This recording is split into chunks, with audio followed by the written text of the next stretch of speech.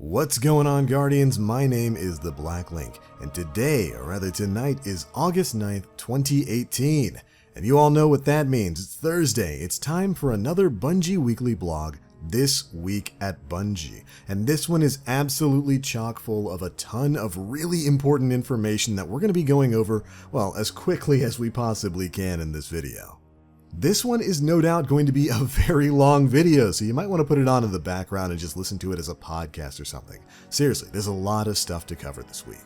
This has already been a really impactful week for the world of Destiny. We're inching ever closer to the drop of Update 2.0 on August 28th. We've got Forsaken a week after that, and this week we got to see a lot of changes coming to the Crucible sandbox environment with the weapon slot changes and the way mods and masterworks and whatnot are going to work on your legendary weapons. But we're learning a lot more in this week's blog update. So without further ado, let's just go ahead and dive on into things. Now, like I said before, we got to learn about some of the weapon slot changes, and we actually start with some really big information concerning those weapon slot changes and the changes to the way mods are working right now, since a lot of you Guardians had some questions about what your currently held mods are going to be doing when Update 2.0 goes into effect. In particular, a lot of Guardians wanted to know what exactly is happening with the elemental damage types on a lot of the weapons that are going to be swapping out between slots when the weapon change update goes into effect. And just as important, what's going to be happening to the elemental mods that we've got in our inventory. Here's what Bungie had to say. Between now and the preload on August 28th, use your Year 1 mods to lock in the elemental damage type you want for your Year 1 weapons. They will retain that damage type after the mod deprecation. On August 28th, the old mod slot will go away, and you'll no longer be able to insert any mods into Year 1 gear or change the elemental damage type. Some weapons will be moving to the kinetic slot and will not retain elemental damage regardless of what mod you had applied. The Ikelos sniper rifle and shotgun will be locked to solar. Here are the legendary weapons that will be moving to the kinetic slot. We've got the Balagant shotgun, the Shepherd's Watch legendary sniper rifle, a fan favorite and Hawthorne's Field Forge shotgun, the Alone as a God raid sniper rifle, the Perfect Paradox shotgun, the Frigid Jackal sniper, and the Silicon Neuroma. All of those are going to be moving from the heavy slot into the kinetic primary slot, which is actually kind of exciting. I like that Hawthorne's is moving there, the Perfect Paradox, the Silicon Neuroma. A lot of these are really great weapons, and it's interesting to see that they're going to be moved into the kinetic slot. But there you go, you heard it from Bungie. Basically, for your Year 1 weapons, a lot of them are going to be locking in whatever element you've got them on right now. So let's say you've got the Sins of the Past rocket launcher and you've got a Void mod in it right now. All of your elemental mods are basically going to become useless. You'll be able to discard them later on, and whatever element you had that weapon as, the Sins of the Past, it's going to stay that element. Only a few weapons are actually going to be changing, in particular, of course, the Ikelos sniper rifle and the shotgun. And I do believe they came out a little bit earlier in the week and clarified that one of the reasons why they're changing the Ikelos shotgun into a solar weapon is so that you can't stack it with tractor cannon anymore. That's probably because of the change making it into a special weapon. You're going to have more access to ammo for it, and I guess they're afraid of that breaking too many encounters. I'm going to miss that combination of tractor cannon and Ikelos, but I guess we'll just have to move on. But anyways, that's a big change, but it's only the first of many contained within this week's swap. Let's move on. Next up, we got some information from the Bungie investment team about how exactly power and the chase for power is going to be changing in Forsaken. They started things out by listing out some high-level goals for progression and economy changes in Season 4. Here's what they had to say. We want to bring back the days when you're impressed when you see someone at max power in the tower, and that the experience of leveling and then powering up should be meaningful. Players should also have a sense of discovery when earning rewards from different activities, and when players accomplish something difficult, the reward should be something special or unique. And of course, not all of the sources of power in a week should be apparent on the director, and we'll be seeing a little bit more on that later. But basically, they want to focus the grind for power within Forsaken, and maybe make it a bit more impactful when you see somebody running around at max light. And in order to do this in Forsaken, they're going to be scaling the power production of all content by the difficulty of that content. They state that if you manage to beat the raid while 40 power underneath the recommended level, you should expect to receive more potent rewards. They go on to state that when players earn powerful rewards, these items should never scale down to where they do not give an increase in power. Even if your power is 100 over an activity's recommended level, it should still grant at least one power level above your current average. This means that players should still benefit when grouping with teammates who haven't accomplished as much as they have. And I gotta say, I love this message here. A lot of us are very familiar with running content with individuals who are a lower power level than we are. And it's great when you can run that content, help them get caught up while also still managing to get gains for yourself. Sounds like a great change to me. Now, we've also created multiple new sources of power for powerful rewards that refresh on a different cadence than the weekly reset. The goal is to provide more to do for the players who want to play a variety of activities. I really like that too. I've complained multiple times that there's a bit of a syndrome going on with Destiny 2 right now where it's like milestone syndrome. You log in after reset, you do your weekly milestones, you log out, you don't play for the rest of the week unless there's some sort of special event going on like Iron Banner. And I love that they're going to be moving away from just this weekly milestone pursuits while not exactly getting rid of those pursuits. You're going to see that in just a second here, but giving players more to do than just those weekly resets. But lastly, they say, as a final note on power, we've heard a lot of feedback concerning exotics.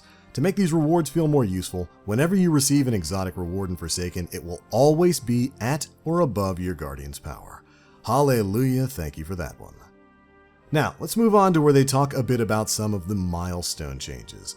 The milestone tree has been revamped in Forsaken and will now specifically show the most important, non-repeatable quests for every player of Destiny 2. The campaign quests are a good example of this. Meanwhile, our world quests for destinations will now live in the pursuits section of your character inventory. Many milestones from year 1 have been converted to activity challenges. These will continue to grant powerful rewards, but they'll no longer be displayed in the milestone tray. When you access the director, you'll see activity challenges in the tooltip of the associated activity. Then we get a nice look at the new director for Forsaken. We can see the Tangled Shore there as well as the Dreaming City, along with all of the other public patrol spaces in the game. And basically, they're going to be simplifying this. They're going to be making it a little less cluttered when it comes to the milestone menu. A lot of those pursuits, like the Crucible challenges and whatnot, are going to be moving over to their own tabs. And we get the quick example here of the Crucible tab. You can now see that your weekly Crucible challenge, which is now to complete 5 matches, shows up there for your powerful rewards.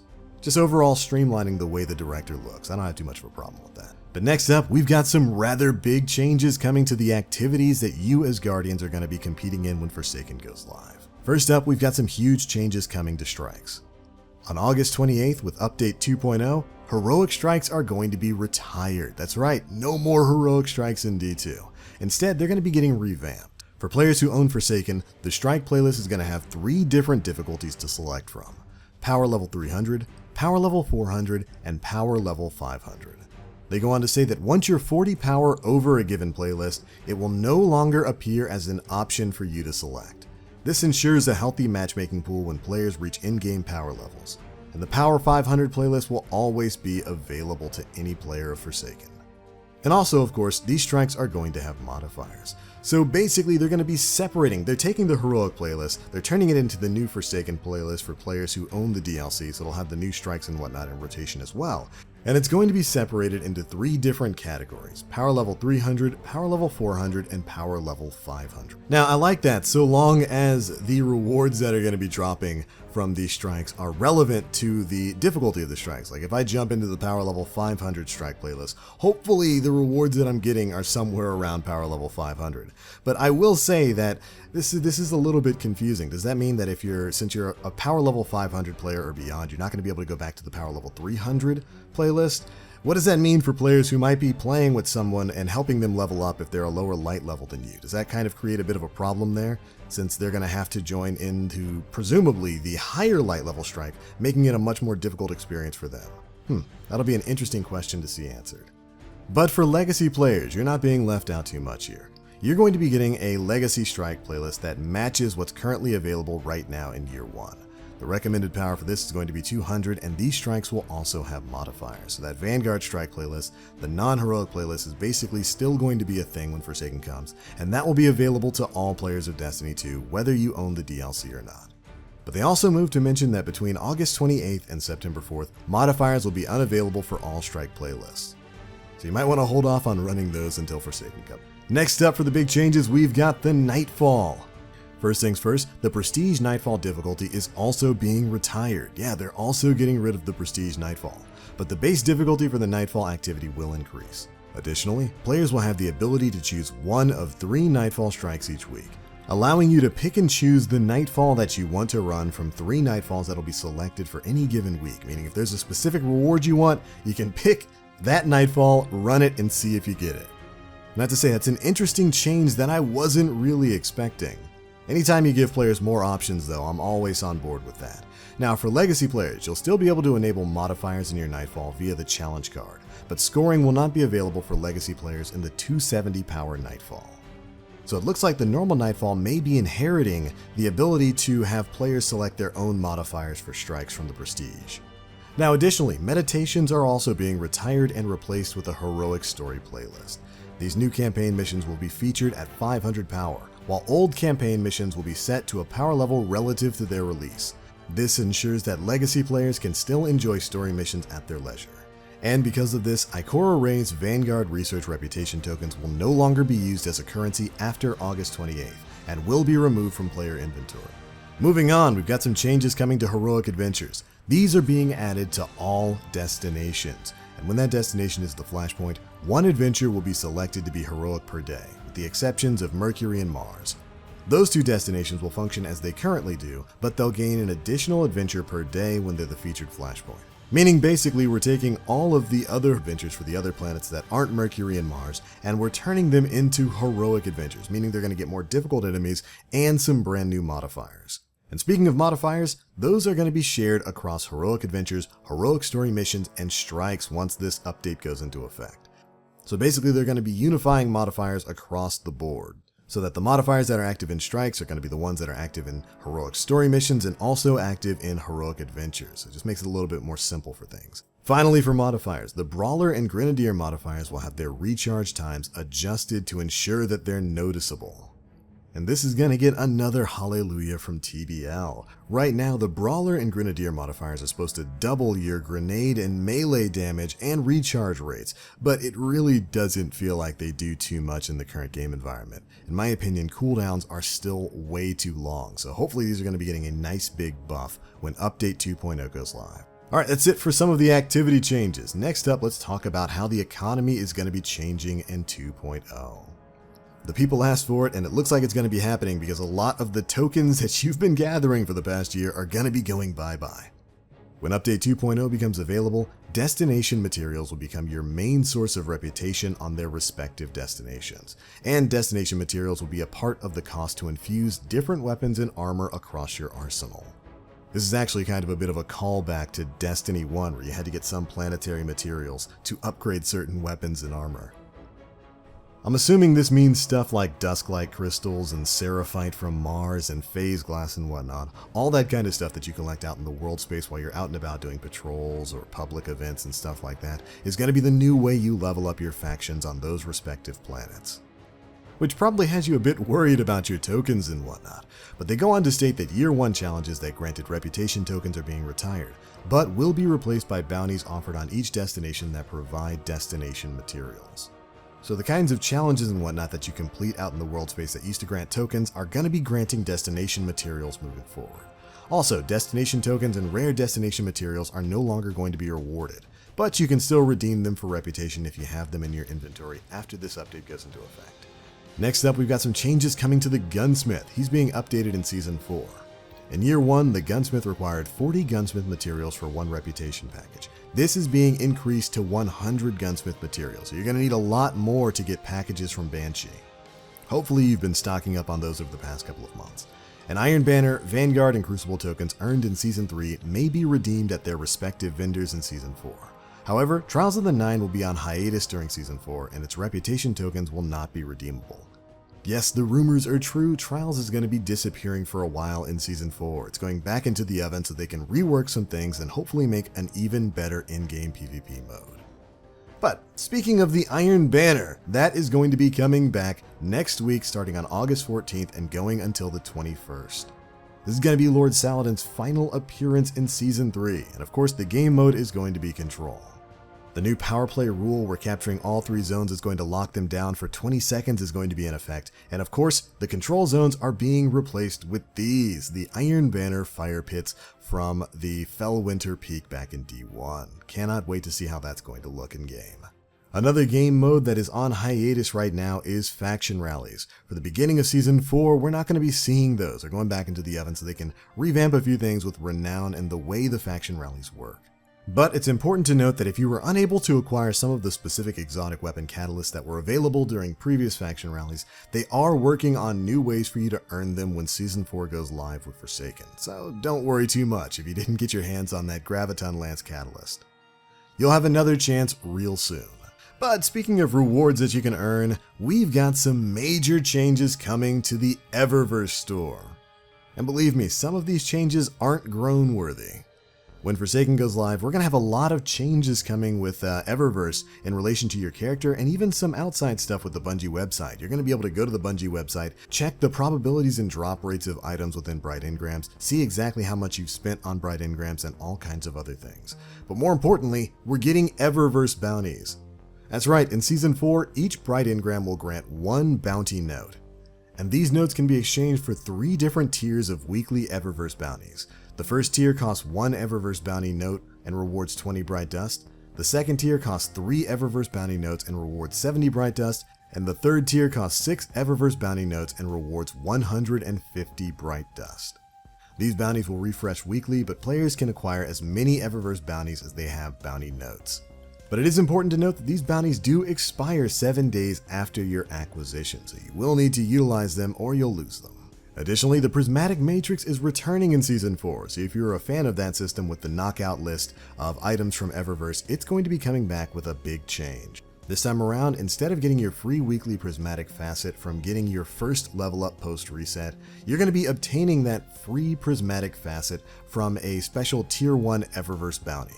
This bounty, however, doesn't require any one of the previous Eververse bounty notes and is simply going to cost you 250 Glimmer. So at the beginning of each week, you'll just be able to go buy this for 250 Glimmer, and it'll reward you with an Eververse bounty that upon completion will grant you your free Prismatic Facet.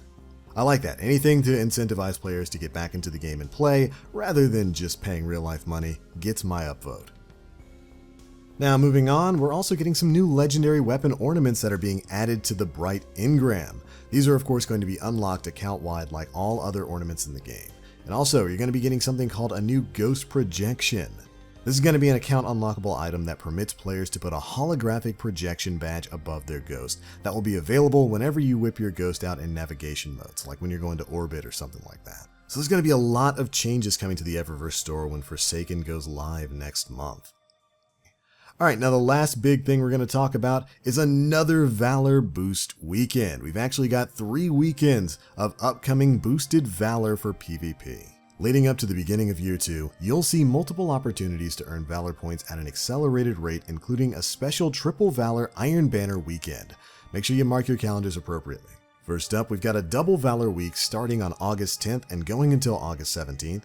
Then we've got the Triple Valor Iron Banner weekend starting on August 17th and going until the 21st.